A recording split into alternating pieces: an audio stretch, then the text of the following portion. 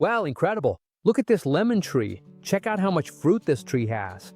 And the best part is, this isn't just a coincidence. Today, I'm going to show you 3 little-known methods I use to stimulate fruit tree flowering and get trees loaded with much more fruit. These are very simple techniques. Anyone can do them at home, and even though hardly anyone talks about them, they've been used for a really long time. So let's get right to the first one. This first method is known as the false graft, and once you understand how it works, I'm sure you'll want to try it on one of your trees. The best part is, it only takes about a minute to do, and all you need is a knife, a bit of aloe vera, and a strip of cloth, nothing else. The first thing we're going to do is pick a branch. In this case, I'm going to do it on this tree. Just to be clear, this tree doesn't need this technique because it's already loaded with fruit. I'm just doing it to show you how it's done. Now we take a marker and mark the area where we're going to work. We're going to draw you. It's that simple.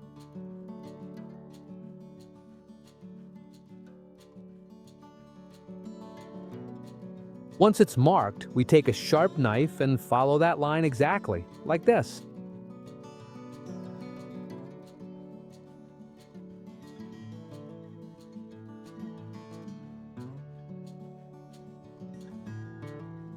Now we take a fresh aloe vera leaf and carefully slice off a piece that is big enough to completely cover the entire surface area where we originally made the cut.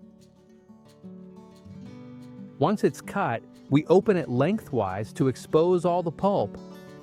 And now we simply place it directly over the cut we just made. Finally, we secure it with a strip of cloth or any other material you have on hand so it stays in place for a few days. This is going to keep that whole area perfectly hydrated while it heals, promoting a good recovery of the cut.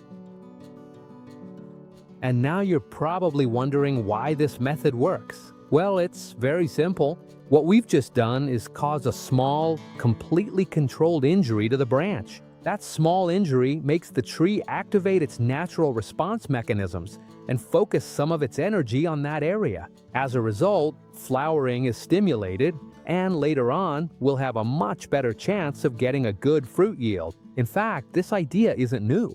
There are other techniques that aim for exactly the same goal, like the nail technique, the screw technique, or even certain types of pruning. They all have one thing in common: triggering a response from the tree to encourage flowering. But there's one very important detail. You need to use this method about a month before the tree starts to flower. Why? Because if we do it too early, we might trigger flowering out of season, and those flowers would end up falling off before their time. So if you want the best results, do it when the tree is already getting ready to start flowering.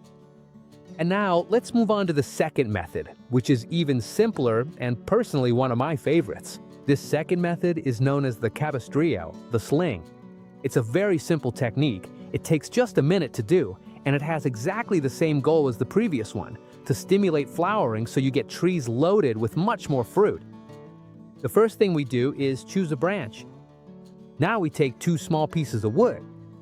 We place one on the top side of the branch and the other on the bottom, so that the branch is right in between the two. Once they're in place, we take a piece of wire and start wrapping it around the branch. Little by little, we start tightening it.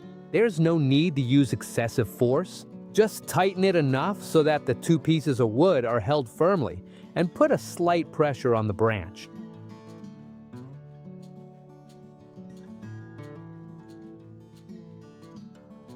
And that's it.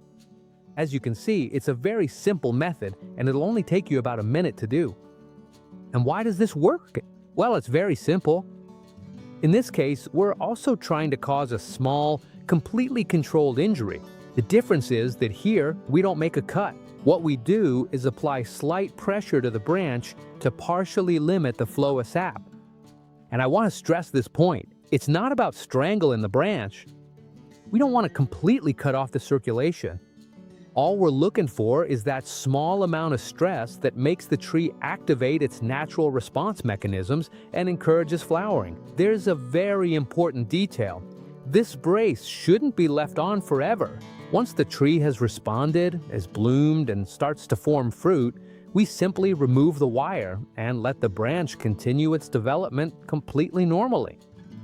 Keep in mind that these methods are not meant to be left on permanently. They're just a little stimulus, a way to help wake up the tree at the right moment. And once the tree has done its job, we remove them because they're no longer needed. Just like the previous method, this technique should be done about a month before flowering. And now let's move on to the third method. Personally, I think this one is the most surprising of the three. This method is probably the oldest of them all. It's a very simple technique, but also one of the most effective when done correctly. And just like with the previous two methods, what we're aiming for is to stimulate flowering so we get trees that are much more loaded with fruit. The first thing we do is choose a branch. In this case, I'm going to use this one, but you can do it on any branch that's thick enough and completely healthy. Now we take a sharp knife, and all we're going to do is make a single cut, nothing more. Watch closely how I do it.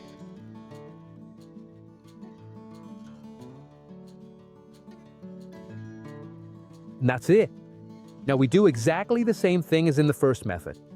We take an aloe vera leaf and cut a piece big enough to cover the entire wound.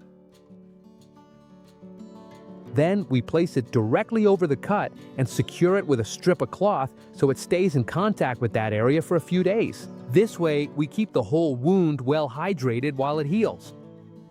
And why does this method work? Because just like with the previous two, what we're trying to do is cause a small, completely controlled injury.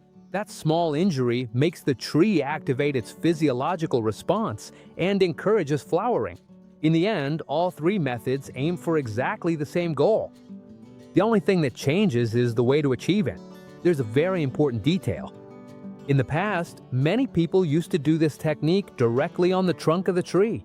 In fact, even today, there are still people who do it.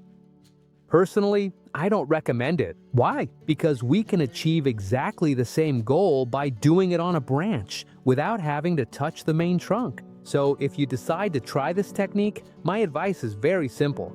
Always do it on a branch. And if it's your first time trying it, test it on just one branch and see how the tree responds. And once you see the results, you can decide if you want to apply it to more branches. As a guideline, you can also do it on about 30 or even 50% of the tree's branches. Just like the previous two methods, it's best to use this technique about a month before flowering.